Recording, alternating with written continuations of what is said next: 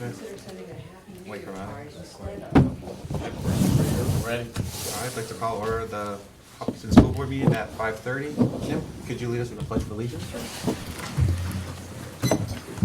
Allegiance to the flag of the United States of America and to the republic for which it stands, one nation, under God, indivisible, with liberty and justice for all.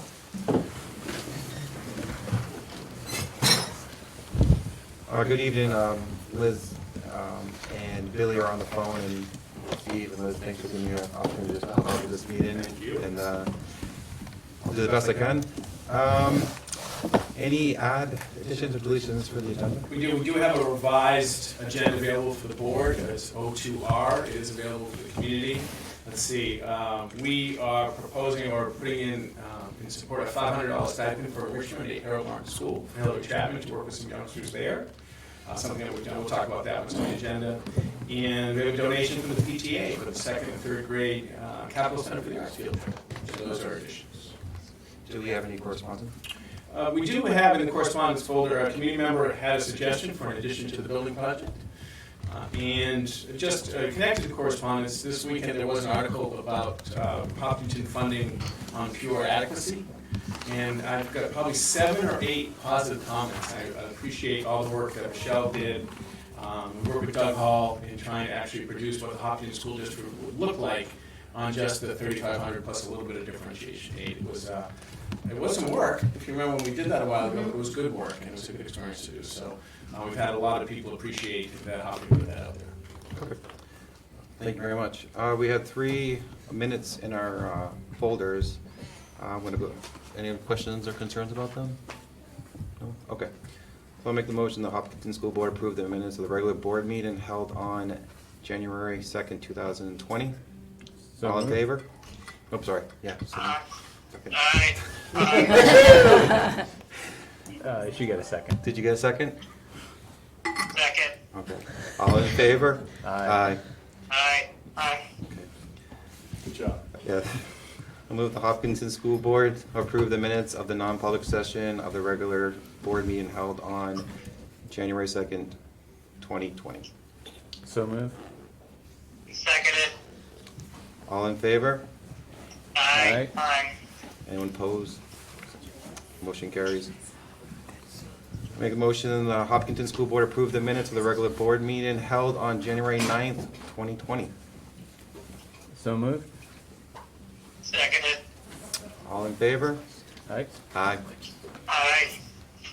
Motion, anyone opposed? Motion carries. At this time is the first round of public comment. You'll have another opportunity to speak. Does anyone like to talk? You're on the agenda in a minute. So Comments from the Hopkinton School Board. We'll start over there with Charlie and Ella. How are you guys doing? Good. You? I guess good luck. I know some of you guys have students in high school, so good luck on their first midterms, second midterms. And for those who have elementary school students, good luck with the rest of the half of the year. So I know I voiced this opinion earlier in the year, but I wanted to do it again now that we've reached the end of most colleges' regular decision deadlines for applications. I really want to express the seniors' appreciation for the guidance, the counseling staff at Hopkinton, because they've just been very, very helpful to the entire process, and a lot of people are really appreciative. So. So I know we met as a board last week, and it was not a large public outpour to that meeting, but we discussed the teacher's contract, and I just wanted to take this opportunity to publicly thank Liz, who's on the phone, and Matt, who's sitting here next to me. But then Liz and Matt for all their work. It is a lot of work to go through negotiations. And to enter the space and listen more than we spoke and sort of learned a lot from the other side. So anyway, I just want to make sure publicly to thank both Liz and Matt for all of the effort and work they put into the negotiations. And you, Steve, I should say Michelle. we serve with the pleasure, but Matt and Liz carried the water, and I appreciate it. Liz, do you have any comments where you at, Liz, by the way? I am in Charleston, South Carolina. Okay, Hope it's warm. yeah. It is 75. It's like 85 here lately. I know. I know. Um, So no, I don't have anything else other than, last week, really being grateful to the entirety of both teams, working to come to an agreement, and I'm very pleased that, that we're moving forward and taking this contract to the community. The budget committee first and then the community. So, a lot of hard work went into it, a lot of work on the part of Michelle and Steve, and I think that we have a really great contract with the teachers for the next 3 years. Thank you, Liz. Bill, do you have anything to say? As far as the teacher's contract, I will echo your words on that, Norm. A lot of work was done on all sides. I think 13 meetings, is that correct? 13 meetings to get this thing ironed out. So excellent work. Do you want me to comment now or just comment on that? Is it my turn? Anything you want to say, Billy? Just with regards to the budget committee, I just want to commend Steve and Michelle for being so prepared with regards to explaining the operating budget, the teacher's contract. Between the two of them, they know all ends of it, and the budget committee, I speak for the budget committee in saying they're very, very appreciative of that, and they have a real good sense, or a real good idea of how our numbers are being used, or how our funds are being used. So thanks to both of them, and for those out in the public that want to hear more about the school board's budget, please feel free to come to our meetings and start at 5:30 on Wednesday. Will be the next one. So thanks. Thank you, Mark. Thank you. I just have two comments. I just want to say thank you to Billy, Michelle, and Steve last night. Their presentation to the budget committee was great, thorough, and they answered all their questions. And Steve, thank you for bringing back all the information needed from the last meeting we had. I have one additional comment. Today, I picked up my daughter from school, and I think it's important for me to understand how sometimes in life it's important that you stop and you grab the educational experience you receive from your children. And I asked my daughter how her day was, and today they talked about Martin Luther King Jr. And it was just a really powerful experience. She was full of energy and just full of sharing all this information about a terrific man. And on the way home, she insisted on stopping at the library to learn more about him. And so it was a great experience to hear that they were talking about that, considering we have Martin Luther King Day coming up on Monday. That's just not a day off from school. There's a reason behind it. So I just wanted to share that inspiring moment to you, Steve. Thank you. I think it's awesome. So I'm going to turn over to you for presentation and staff reports. Sure, and it really is an honor and pleasure and privilege. Ed and John, we started this with Mike, Tim, Don Lane, Kim Fuller, a long time ago. And I think the Hopkinton Public Schools Foundation has really modeled perseverance. And so we really appreciate Kim and Anna and Sarah, thank you all for coming. To be just connected to this group of people dedicated to make sure we support our schools. It's been a privilege and honor. So welcome. Thank you for being here. Thank you for all you do. The floor is yours. Great, well, thank you, everybody. We are honored to be here tonight and excited to be here. I'm Kim Burgess. I am the chair of the Hopkinton Public Schools Foundation, and the posse is behind me. We have Ed Kaplan, John Madden, Anna Wells, and Sarah Matson-Dustin. I know Billy has recused himself from this discussion, and Sarah Eck is also a board member. If I may just give you a brief overview of what the foundation is and isn't. It is a nonprofit entity recognized by the Internal Revenue Service as a tax-exempt organization. We derive our funding through private donations. And our mission is to really enhance the educational opportunities for students in this district. What we are not is we are not a conduit to replace what the school board is to do and to fund ordinary operating expenses or capital improvements. We're here to supplement what you all do, not be a substitute for what occurs. Before I move into the grants, does the board or even the student reps have any question about what the foundation does or doesn't do? Okay. And before also I get into the grants, I would like to thank the teachers who submitted applications.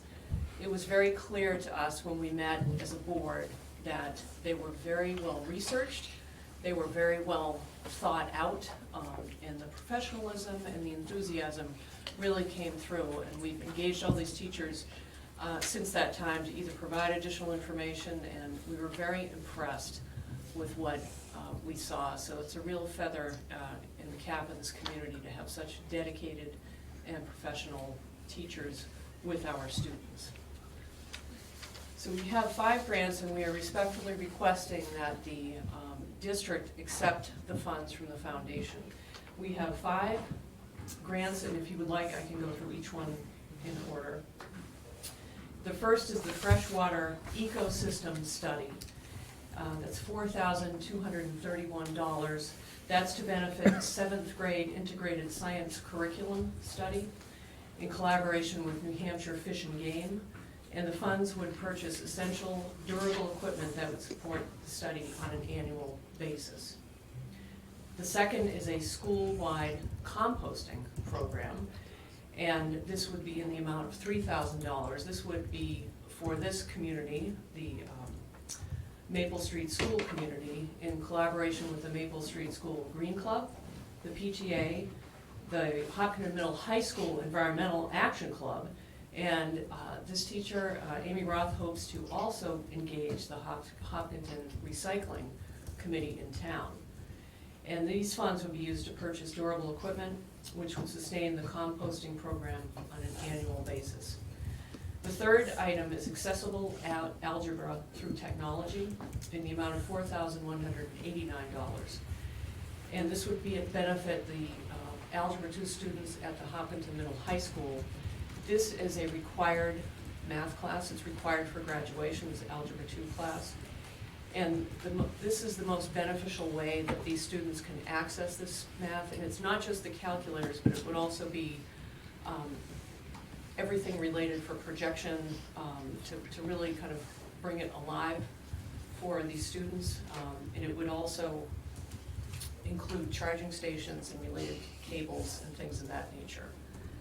The fourth is the Hopkinton Middle High School greenhouse project, and that would be to kind of replace the kind of the rundown structure. John Miner sent pictures of what it looks like now, and it's really kind of a very durable, hard material module, 9 feet by 28 feet, that would kind of go on top of kind of the footprint that's there now, and it would require some hookup. But John Miner is just very excited about the use for this across multiple grades for the science classes, and that would it basically replace what's there now. And we're hoping to engage, if we needed some help with electrical or plumbing, then we would engage some local tradespeople to help out, and also get some of the CRTC kids involved who are interested in those trades to at least get some exposure to that as well. And you know, John Leonard did a great job. He also involved the 9th grade kids in actually drafting the proposal and getting quotes, and it was a real hands-on experience for several of the high school students. The last is called a cricket in the classroom, and I apologize, I am not a crafter, but from what I understand, and this amounts for $1,250, it is a crafting machine, and apparently it includes software and different types of attachments where you can do decals and advertising and all kinds of embossing, and it's pretty incredible from what I looked at online. And Melanie Thornley is very passionate about this, and she's excited about it because it could be used by different student groups. It also could be used by, and you know, I'm sure the student reps here know all about this piece of equipment, but it could be used across, you know, even in the unified arts classes, and she's confident too that it may develop into an after-school club as well. So those are the 5, and our request would be that the Hopkinton School District accept those funds. And also, just to step back for a moment, the principals of each of the schools approved these requests before they were sent to us. So everybody's moving in the same direction. So if anybody has any questions, feel free to ask. Thank you so much. Yeah, That's terrific. thank you, fantastic. Does anyone have any questions, comments? Liz and Billy and Jim, would it be okay if we did the motion right now so they could see it, so they don't have to stay on? Are you okay with that, Bill and Liz? Sure, actually, being on that board, I might have to abstain, I believe. Okay. That's But totally fine. So I'm going to make the motion. I don't think there's going to be an issue. I feel pretty confident. Yeah. I feel pretty confident. All right. Actually, we so- almost outnumber you. I like to do. Yeah. All right. It's a little long, so just bear with me on it. Make motion the Hopkinton School Board to approve the superintendent's recommendation to accept the following donations from the Hopkinton Public Schools Foundation. Freshwater ecosystem for $4,231. School-wide composting for $3,000. Accessible algebra through technology for $4,189. HMHS greenhouse for $11,000. And a cricket in the classroom for $1,250. So moved. So moved. Second. So Jim's the second, or Liz, you're the second? Yeah. Okay, Yeah, either way. okay. All in favor? Aye. Aye. Okay, and so Billy's abstained, so 3, motion carries. We got it. Okay. Thank you very much. Thank Now the important stuff to check. Thank you all. Thank you very much, thank you. Yes. Hopefully we'll be back to do this again. Yes, thank you. You're welcome Thank back you. anytime. Hi, Mabel.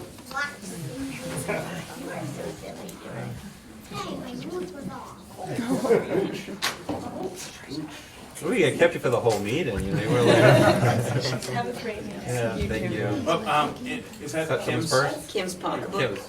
Grab that, thank you. All right, so we'll continue with Steve for the high school programs and studies. Sure, this is one of the sure signs that we are on to next year, believe it or not, on early January 2020.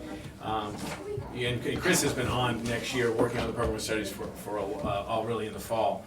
He'll talk about the process, but so this is our program of studies is our commitment to the community and choice and all the course requirements and regulations about the academic program at Hopkinton High School. Chris, thank you for coming and presenting this. Sure. I appreciate it. We'll turn it over to you. Yeah, my pleasure. So just a little bit about the process. The program of studies is we take a lot of pride in what we offer for a small school. As a sidebar, I attended a Southwestern principals meeting about 2 weeks ago on a Friday. We were talking about world language, and it's amazing to me that even in a small community like ours, that we still offer 3 world languages in a program that's as robust as it is, and the number of students who continue on to a level 4 or 5, because that's not the case in even schools larger than ours.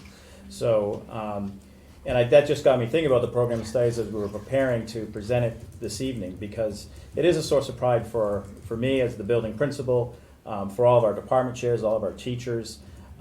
Because it's robust. We offer quite a few different courses, a lot of student choice in our elective programs. So there's a lot of work that goes into this from one year to the next as we prepare. And the process really starts with just some preliminary discussions in October with the department chairs. And by November 1st, we had asked that they had submitted any changes to the program of studies as far as the course descriptions were concerned. Because sometimes we just go through some minor tweaks. Because as you know, we've been doing a lot of work with our curriculum.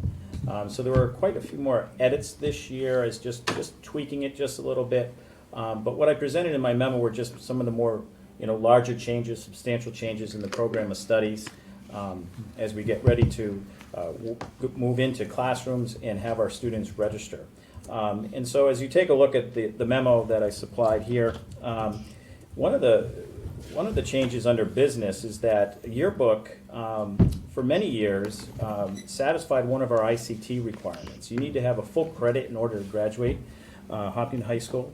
And you can receive a half a credit if you are able to fulfill the requirements with your ICT portfolio in the 8th grade. There are 29 different competencies that students have to meet in 7th and 8th grade, and if they meet those competencies, they achieve a half a credit. Now, if they don't, and there are some students that don't, then they can move on to take a Foundations of Technology course that will also give them that half credit. And there are other ways that they can move on to receive the additional half credit.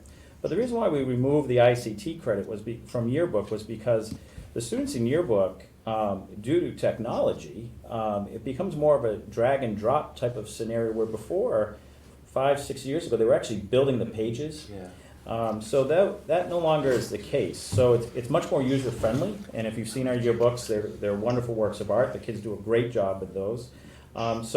We felt that it was the course itself just didn't meet those ICT standards. So some of the other courses, however, just for your information, that do meet the ICT standards, as I mentioned, the Foundations of Technology. We have an Exploring Computer Science course they can take, AP Computer Science and Principles, Social Media Marketing, or Desktop Publishing. So there are 5 other areas within the program of studies that students can go and participate in some different classes.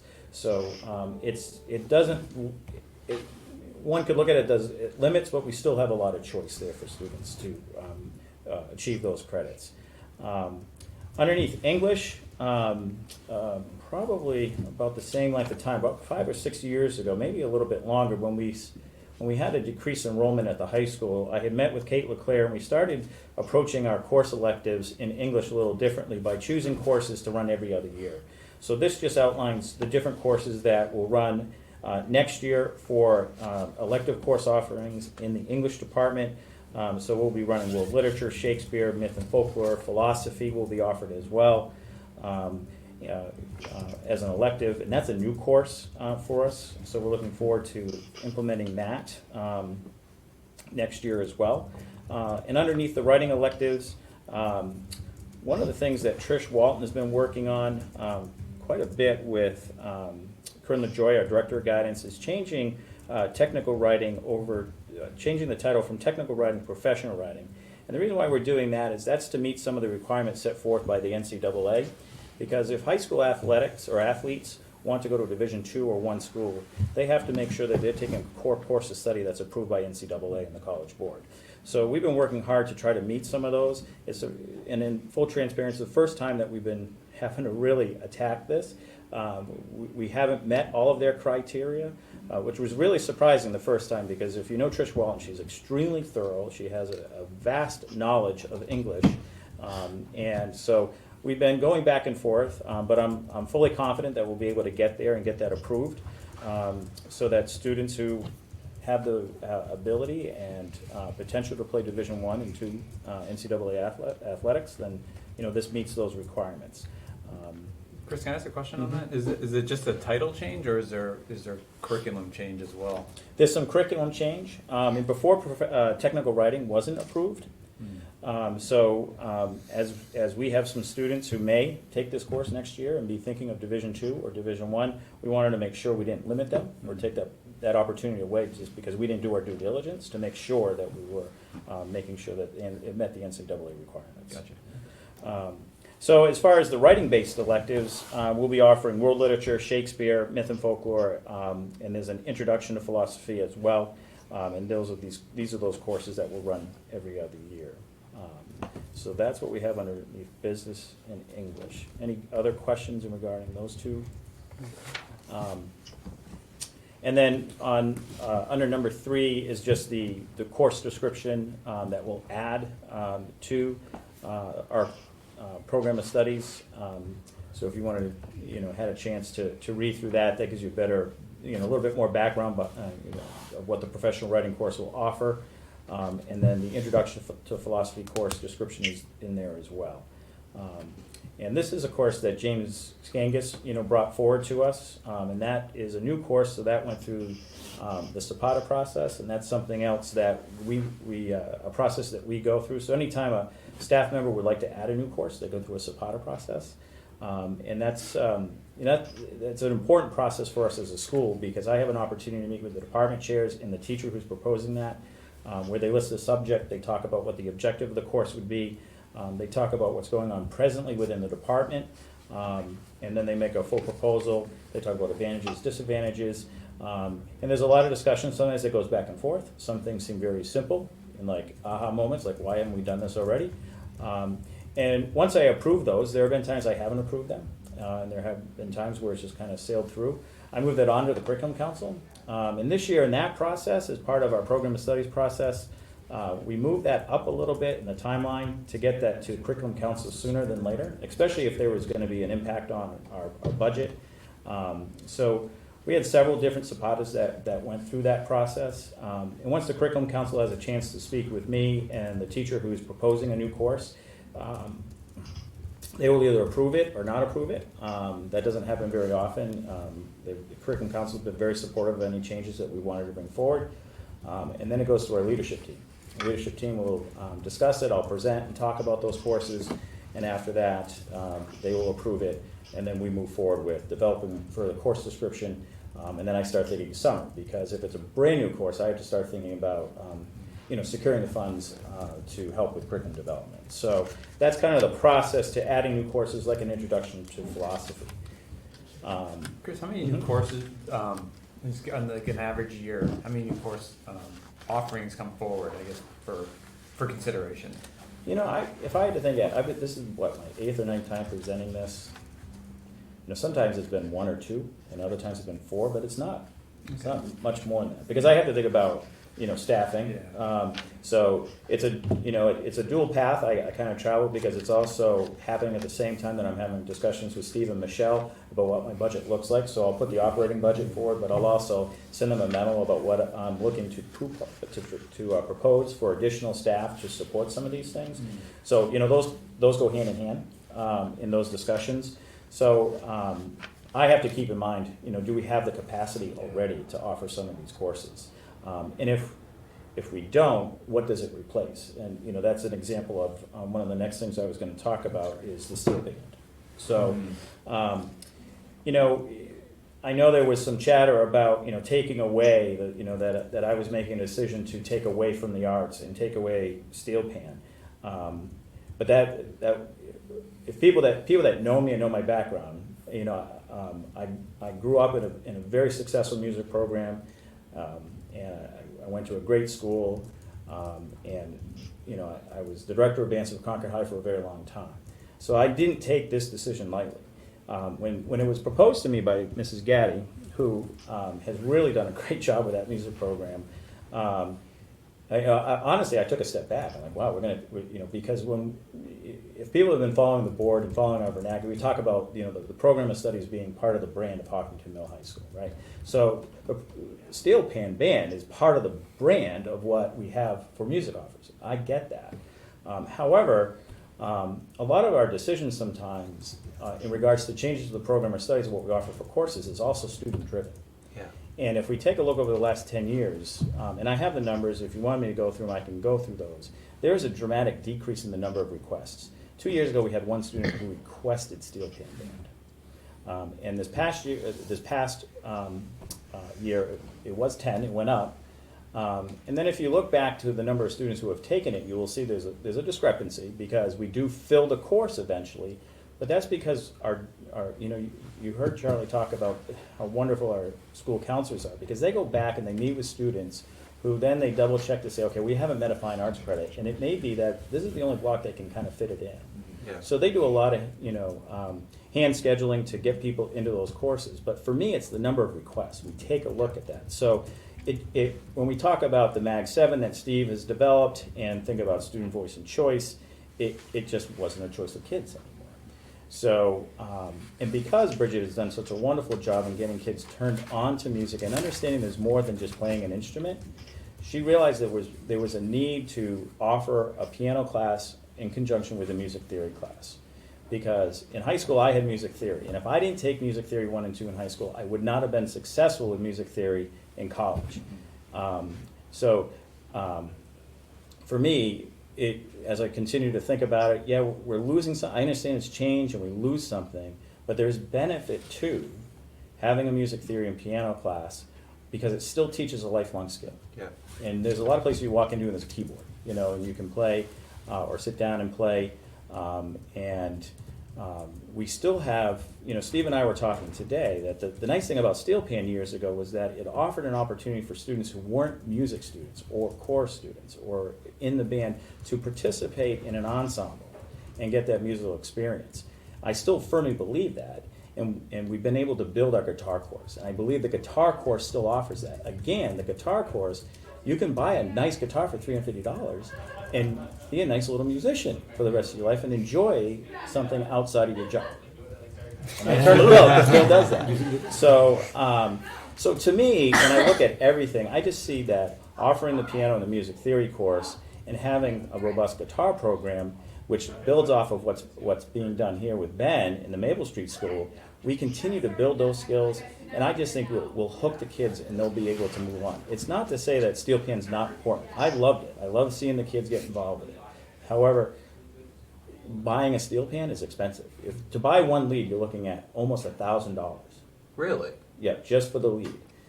So it's a much more expensive thing, and you're probably not going to walk into a hotel lobby and find a whole Steel Pan. But you will find probably a keyboard that you could sit down and maybe play. So those are a lot of the thoughts that I had as we continue to go through with this and think about this. And as the other part of our decreasing numbers, and talking with Bridget and taking a look at course requests, is that if you've been going to our concerts over the last 4, 5, 6 years, there's an increased number of participation in our chorus and band. Yeah. And so those students are having some musical needs of their own met in that scenario. So when they're taking chorus and they're taking band, or they're taking band and jazz ensemble, that's 2 more courses, but that means that's 1 less course they can take in the music department, because maybe they're taking some honors courses or they're taking other electives that they need in order to graduate. One of the other things I've asked other staff members to do when they've proposed a new course is to poll their students. And a few years ago, Matt Krogman wanted to implement a military history course. And I said, well, what are the numbers like? I mean, is this just one person asking for this? And so he actually went out into the student body and he polled those students, and there was a large enough interest to move forward with it. Bridget did the same thing by talking to her 8th grade students that when you get into high school, what would you like to see more of? And piano was a very popular choice. It wasn't Steel Pan, and they get a taste of that in middle school. And she did the same thing with her chorus kids. Again, music theory and piano came up. So there's been a lot of background work that's been going into this decision, and I just share that with you so that if you're questioning, you have some of that information. So the piano course description is there. It will be offered, music theory will be offered concurrently, and learning music theory with a keyboard in front of you, it's hand in glove. You need it. So I look forward to seeing that. And the other nice thing about this is, students can kind of learn at their own pace. We're not looking for them to go from point A to point B in any particular moment in time. There may be some students who come in with a particular amount of skills they can play, and they've been playing for some time, but they haven't learned theory. And Bridget can manage that. So I'm looking forward to see how that course progresses and moves forward. And you don't have to tune pianos. We had to tune pans, and it was $450 a year just to tune those. So thank you for that. And to me, that was a great explanation, and it shows the evolution, I think, of tastes and what people want to see, and the reaction of the school to that. So it's a great story, and so thanks for sharing. And then I have heard some scuttlebutt about the loss of Steel Pan, and this is just a great example of people not jumping to certain conclusions or blaming the loss of something on budget cuts or people hating things or people caring that there's a lot of thought to go into it, and so people have concerns. Rather than making up stories of what it could be, they should reach out, to you or other teachers to find out what the story is. It's a great example of us meeting the needs of the students and doing the research to find out like what they want and what they're attracted to. So yeah, and it wasn't something that Bridget took lightly. Sure. It was almost a timid handover of the Zapata. To say, and currently we have 11 keyboards. The district's bought 4, and the remainder 7. They've been donated, but not always in the best condition. And they're in the budget. There is money to purchase a few more as we continue to get updated keyboards. So, what happens to the Steel Pans? Well, I think I had emailed Steve about, if we were to, what could we sell them and what would that do? Yeah, and we haven't, and Liz and I spoke a little bit about it today, just on pause at least for a minute to see if this is long-term trend or short-term Yeah, trend. that's what I was But thinking. we know storage is a premium. That's kind of. So, but obviously nothing was going to happen there until we brought it to the board in full public, because Chris speaks to it, I've been here, I've seen steel pan at Canopy Lake, I've seen it at Barley House, I've seen it at Bicentennial Square, Paul, but Jim, you described it, it's evolution. Yeah. This is how we do it. We don't just do it because we've always done it.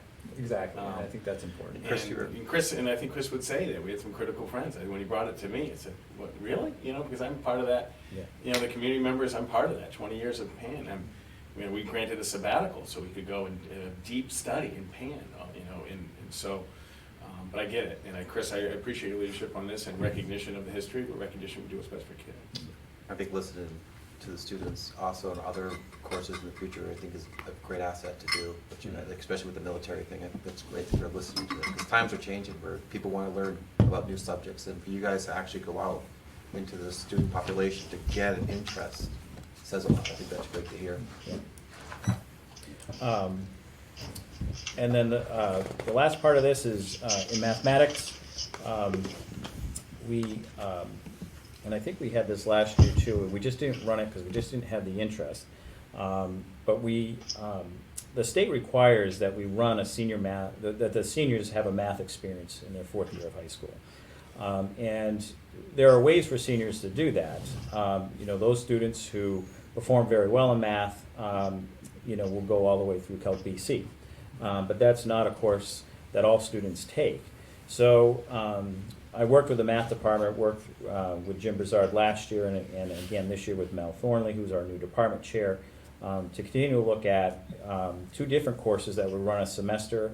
One would be Topics in College Mathematics, and this is a course that would continue on from our Algebra 2 or Algebra 2 co-taught class to help them prepare for college mathematics. And help to get them ready for those entrance exams that they may need to take at the school that they've chosen to go to after high school. And the second one is a personal finance class, which I'm excited to see. I hope our seniors will take advantage of that. And as you see in that course description there, just basic money management, that we all have to deal with in life. And just developing that awareness of the factors that influence our decision making, and we've had some discussion around how does that differ from our economics class. And the economics class is more the global economy. This is really what you're going to do when you're on your own outside of your mom and dad's home, and how you're managing your money. So I'm anxious to see how our course registrations go with this. I think the reason why I didn't run last year is because we marketed it as 1 credit course, a full year course. So we went back to the drawing board and said, let's see if it would be more attractive if we did it as a half credit, just 1 semester, and they have a choice. They can choose one or the other if they're not taking, a higher level math class or maybe a Project Lead the Way class, because there are some other courses that would count for that math experience. So those are the broad stroke, the changes within the program of studies. And again, I'm very proud to present that to this group tonight. It is an action item tonight. And I just want to thank you on the personal finance course. I think at some point I said that should be a requirement for graduation. It should require from all adult humans. But I just think it's really important, and I'm really excited that we're offering it. So I applaud you guys for doing that. Thank you.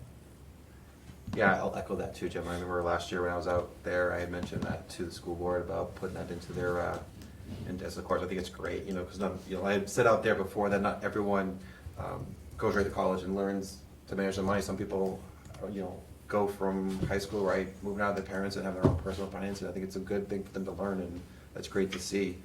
They don't teach you personal finance in college. No, actually, yeah. Sorry, Norm. I have a friend who's taking personal finance on BLAX, and I think it's good that we're taking it into a classroom, because she said it's a lot like economics. And I think now that Mr. NATO's gone and Mr. Merrill has a different teaching style than Mr. NATO, so I think it'll be good, and then you guys can see where the differences really are. Yeah. Thanks. Where do you see the most popular class right now with the kids that are interested, that they're signing up? That's one that goes real quick that you've seen? Well, the required courses always fill up. Oh, right, yeah. You know, and then it really is based on student interests. Yeah, what is the most common interest you see right now? Most common interested course? Oof, I think it's hard to say. Plus, You know- the requests don't come in until after this is approved, so the That's last true. round was, Right. I mean, 10 it's- months ago. the science courses are always popular. We have, you know, a number of students who like to level up, you know, so, and that's because they're thinking ahead of their career choice and what it is that they would like to do. Interesting enough, you know, this past year we had some very strong science students sign up for CRTC, and they were taking the health science course, you know, just to continue to broaden their background in the biological sciences. So, you know, we hadn't seen that before. So that's interesting to me. And we had a large number of students participate in the CRTC program. So close to 20, which is a large number for us. That's not typical. You know, usually it's more in the teens, the lower teens. I think we're just seeing more students. Also, I think if you remember when Corinne was here, she's talking about the number of kids. Also, VLAX is a popular thing for our students now too. I'm just trying to think about how we utilize that in the right way all the time. You know, because if it's a course that we offer, I want the kids in our program. You know, I don't want them taking it at home necessarily, because I think our teachers have a lot to offer. But the sciences are popular, the Englishes are popular. I think rhetoric and composition students found useful this year. I think it'll be interesting, but I wouldn't be surprised if philosophy becomes a popular course with our kids.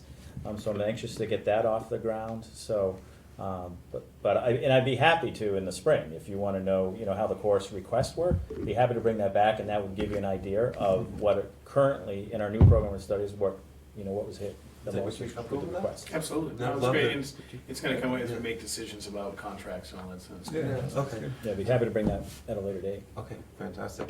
Thank you for a great presentation. Yeah, you're welcome. Explained it. Absolutely. Everybody have what they need for the POS action item? Good. I'm sorry, don't call it POSs. Liz and Billy, you're all set? With the, like juvenile life. You're welcome. All right, we will move on to the next thing for you, Steve. Absolutely. I do want to just take, this morning we had salt, and it was early, it was 7:30, and for some of our SALT student activity leadership team, it was a difficult drive in. And these wonderful, nice students didn't complain to their superintendent about not having to delay, even though I'm sure they wanted to. So I have great admiration for you that you left me off the hook for that this morning. So I wanted to publicly thank you all for that. So we'll drive right in.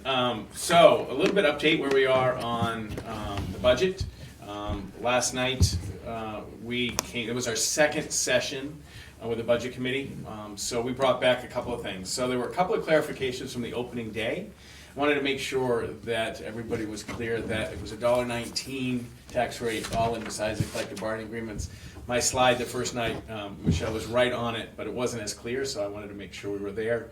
And also, I had listed PE as part of contingency fund, and Chris and Rebecca saw that it was not reduced because of graduation requirements, so I cleared that up. They asked for some support materials.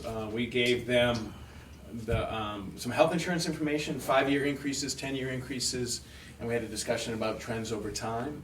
So that was good. Cost per student, we gave them cost per student of every single K through 12 district where we were, and we tried to take a little bit of a look at Merrimack County and where we were in Merrimack County, so we gave them that information. They asked for a clean copy of the tiers, how the $300,000 get reduced, so we gave them that. And they asked about the contingency fund, what was the result of the contingency fund, the 200 where we were and what it went for. And just to bring us back, it was a kindergarten really in a second grade. And the kindergarten is 66. If we didn't pull the trigger, it would have been 22, 22, 22. And the second grade is 67 right now, Bill, I think. So both of those decisions ended up being, for class size, strong decisions. And I told the board if there were 45 kids in it, that would have been a miss. But 67 kids wasn't a miss. We went through the FAQs, the HEA contract, lots of questions about health insurance, about the site of service plan, about a deductible, the HRA, how it's notional, revenue, lots of questions about that. But I think overall it was well received. Billy's out there, so I think it was well received. We walked through the budget bulletin that was concluded in the packet. have any questions, certainly, that's one of real Michelle's strengths is that comprehensive document, ability to look at our budget in different lenses. I use it as a resource all the time. So, though all those documents are now available for the community, we put them on there, including my presentation, and any time you need budget information, everything that I presented to the board or the budget committee is up on the budget development site. We're going back next week. They would like to see a copy of the CIP. And when we gave them, the font was a little, we'll go through the CIP with them. That's tiny.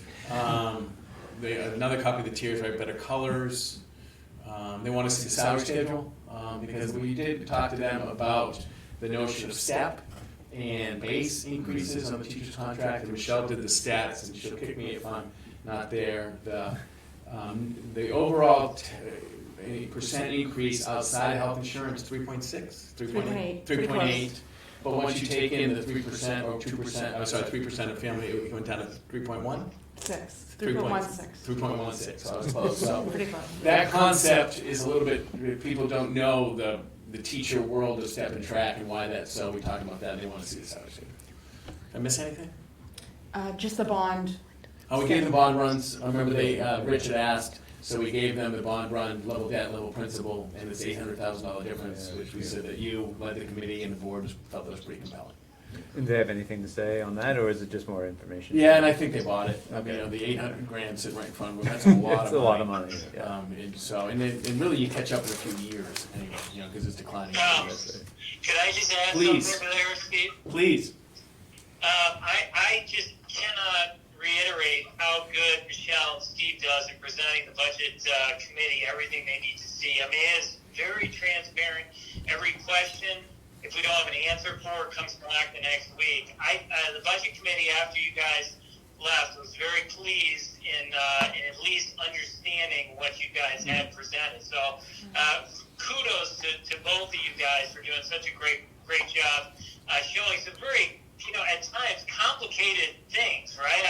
I had a hard time following these steps. I mean, the steps are difficult, but in the end, they know exactly what's in that budget. So thanks to both Steve and Michelle for being very, very prepared for these meetings. Okay, this isn't the first time around the rodeo. Thanks, Bill. I appreciate that. And one thing I really enjoyed last night, because it's new, Ken Traum asked, and the board will get a report on it next meeting, about where we are in selling Rex. And Michelle has just started that. It's coming.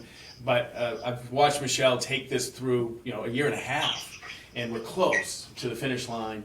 And Ken is watching because of the town side and that type of thing. So, and we're going to have all the information for the board coming. But he asked about it to Michelle. Just yesterday, we arranged. We're signing a contract with a company to sell Rex too. So it's kind of fun. Yeah, in my other life, I deal with that type of stuff, and so I completely understand how teaching children is probably a lot easier than trying to sell Rex. So I appreciate your work on that. Guys, I'm going to lose my power here. I'm on one thing. Do you guys have a quorum for future voting? As long as Liz stays there. Okay. Yeah, I'm good. You go. Terrific. I'm going to still listen in, but... All right, thank you. Yeah. Okay, thanks for the heads up. I appreciate it. So that's it. We're going back next week, and that's our only plans. And we said we serve at the pleasure of the budget committee. From there, they'll give us direction on what they need. So that's where we are. Everybody okay? Yeah. Up next is the personnel piece. And I did just, the first one is a difficult one to bring forward. It's a resignation of Becky Forrestall as Director of Student Services. Spent some time with Becky, very happy for her going into an area of her passion, advocacy at the state level for policy and the laws. It is a loss to the district. I've enjoyed learning from her, with her, but wish her all the best. But that action item is tonight, and then looking at our past, we'll look to be posting, believe it or not, we'll start hiring this right away. Because the goal is to hire it really by the second meeting in April, because that's the time before teacher contracts are due. So this is a current teacher advanced position. If you're a building coordinator, that's typically our profile, is they take the next step to district level. And so we'd like to get the offer to someone before they sign their contract. And typically it's April 15th is the legal time we have to offer, and most districts give 20 days. So we're in that April 15 to May 1st window that we'd like to make an offer. So that's our timetable.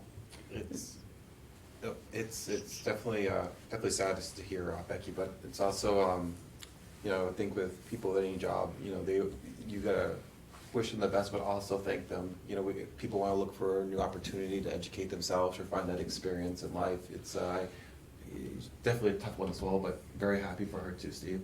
My question for you, with her though, with the position, she'll be help training the new person coming in, Yes. up to speed and everything? Right, she's here until June 30. It's a July 1 start of her new position. Okay. That also is an advantage to us if we can get an offer in April and Okay. get some transition time. 2 months. As Meg did for Becky. You know, they worked together and even did some summer stuff. So yes, thank you. That's our hope, is to, if all goes well, we'll be able to get it in that time frame and give a little bit of time at the end of the year. And my question was just more around, when we hired Becky, did we have a good caliber of candidates? We that did. were, okay, so it's good to know. Yeah, that one, I think because it was timing, that was a strong search. Okay, that's good. We had a number of candidates, certainly Becky rose to the table, but the committee, actually, some of the committee members, oh, I wonder if that one's still, you know, so Yeah, that's good. it was a strong search, but thank you, yep. Everybody okay? Yeah, yes, thank you very much. So that's an action item tonight. We do bring forward Mike Zahn, who was our girls varsity soccer coach. He's now going to take over the girls varsity lacrosse position. And appreciate his willingness and energy to support an after-school program. He also works with us at Harold Martin. So That's great. Mike is, as we a known commodity, as he's coached varsity soccer twice for us. Perfect. Everybody okay? Yep. In the independent study, this is how Bill has tried to take a look at staff and try to arrange some enrichment. What we try to do, if there's students who we can't meet their needs in the classroom, we try to provide some enrichment, because one of our foundation beliefs is we want all students to be challenged. And Bill has worked it out with Hillary Chapman to do some enrichment, and this follows under our independent study genre of our contract, similar approach as we did last year. And this is a honoraria. It's listed in honoraria in the contract as a $500 honoraria stipend. So looking to support that. So Bill has had a lot of interest in the community for this program, and I think this will be well received. Okay. Everybody okay? Perfect. And thanks to Michelle to come for the financial. I did put some information about a premium holiday, and it is simply for unemployment insurance. I think the board knows, I apologize, I put workman's comp, so I corrected one area of the agenda, but I didn't the other. So because it goes back to 2018. Right, because unfortunately, well, the way that unemployment works is it's calendar year. So even though our budget is fiscal year, so they don't settle things up for the year until after that, so it takes a little bit of time. But yes, and we already did get the workers' comp one back a few months ago for that. Thank you. Yeah. And so Michelle budgets this. There is a budget procedure because we always budget all expenses, and it's a payment holiday. It's not a check, but this is it's a good thing. It's a good thing that provides some capacity. That's great. So we appreciate that. Any questions for Michelle on the premium holiday? And she's all we'll segue right into the monthly financial and quarterly financial. This is, I think. So we actually have adopted 150 as the unreserved fund balance, so that's now a number we can monitor based on where we Right. are. And I think in the monthly financial, it was $170, 170, 179. which is slightly above where we put 150 in the budget. So that's something that Michelle and I monitor together quite a lot. That's the first number I look to when I see the monthly financial, to see where we are and make sure we meet our obligation in the budget process. And then there's the quarterly too. Right. Right next to it. So if you have questions with Michelle about the financial. Last night we did talk about 4 areas of revenue that perhaps if things break right in some areas, and we're very conservative in Medicaid to schools, right? We budgeted 0. There's hope that we'd get something there. We're conservative in special education aid. We went with our traditional, not the 92. There may be more there.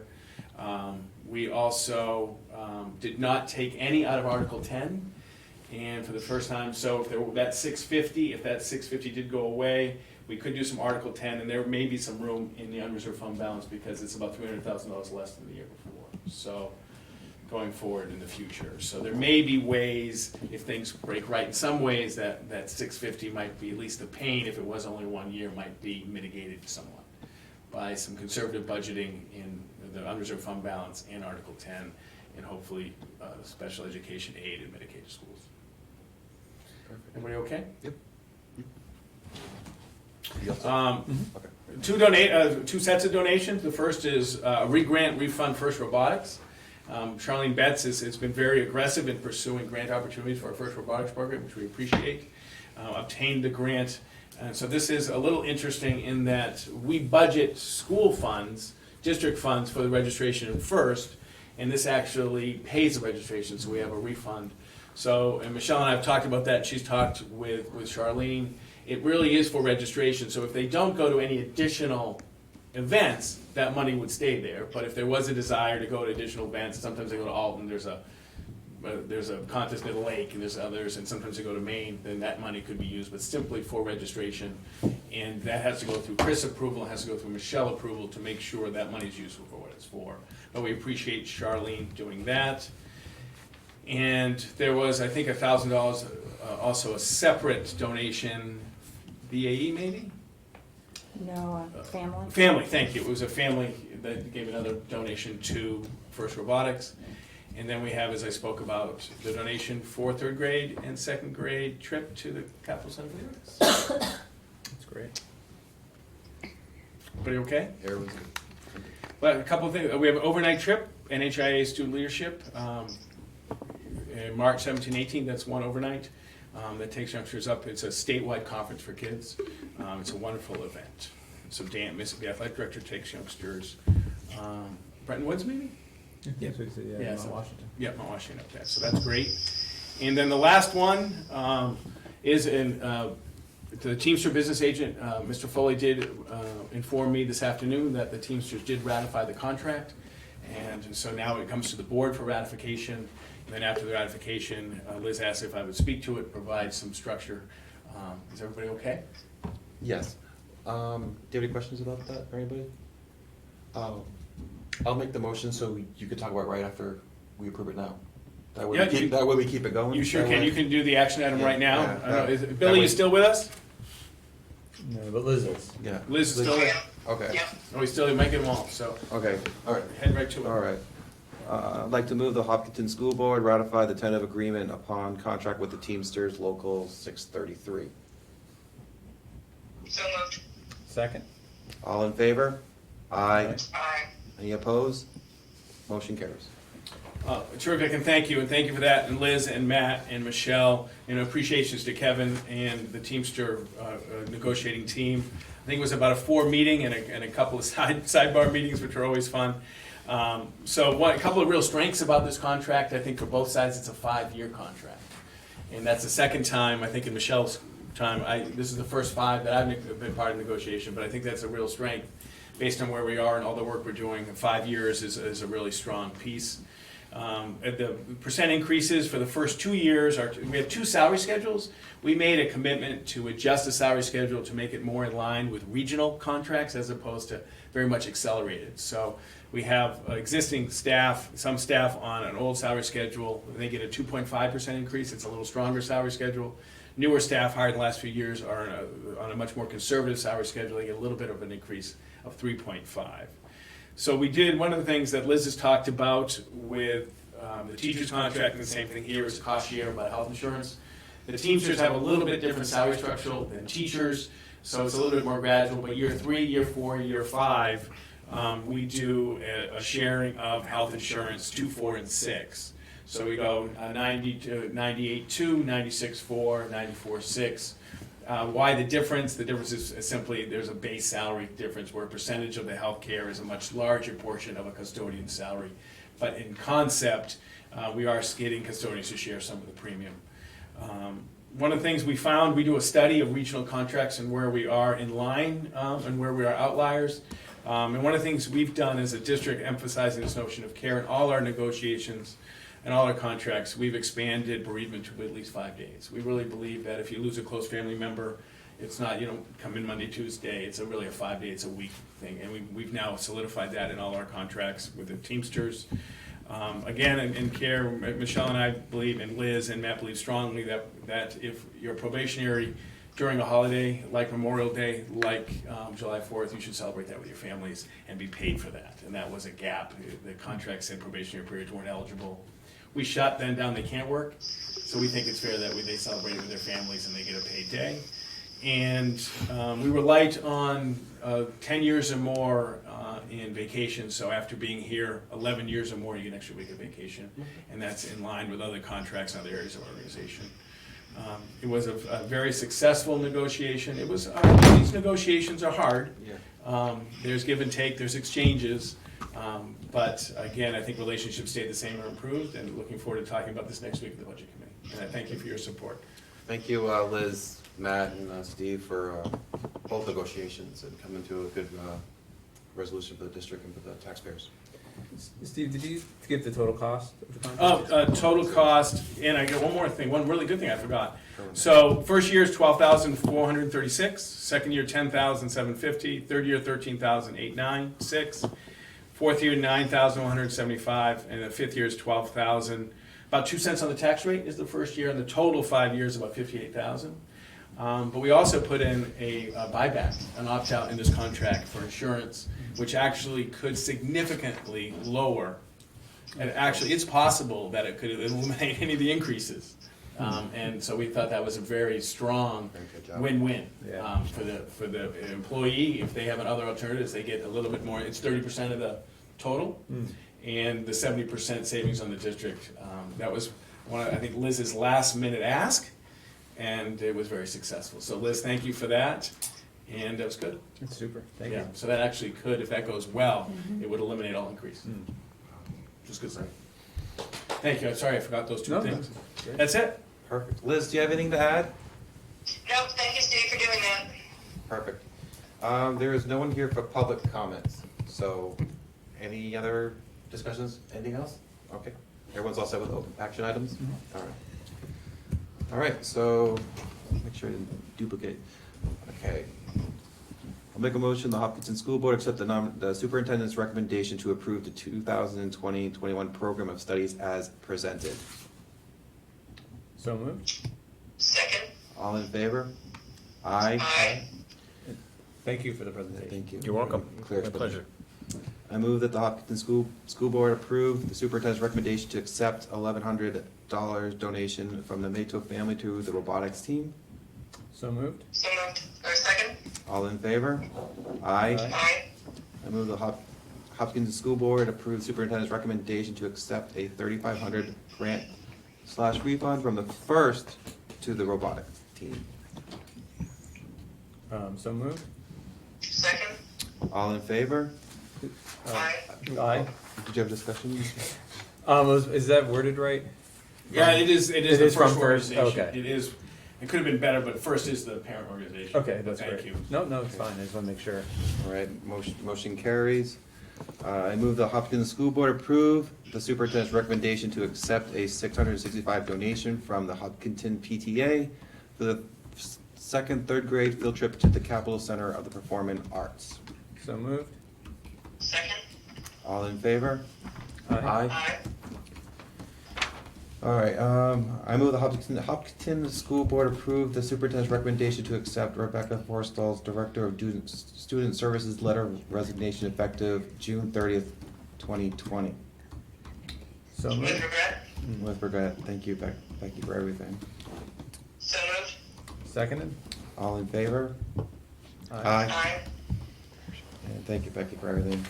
I move the Hopkinton School Board accept the superintendent's nomination of Mike Zahn, girls varsity lacrosse coach, for the spring 2020 season. And good luck, Mike. So moved. Second. All in favor? Aye. Motion carries. I move the Hopkinton School Board accept the superintendent's recommendation to support an independent study for the enrichment of Hillary Chapman Harold Martin School. So moved. Second. All in favor? Aye. Aye. Move the Hopkinton School Board approve the superintendent's recommendation to approve the NHIAA Student Leadership Conference Omni Mount Washington Resort, Bretton Woods, New Hampshire, for March 17th and 18th of 2020. Just gonna put overnight trip in there somewhere. Did I miss it? No, it's me. Oh, You did great. okay. Just throw overnight in there somewhere. Okay, overnight trip for March 17th to the 18th for Thank you. 2020. So moved. Second? All in favor? Aye. Aye.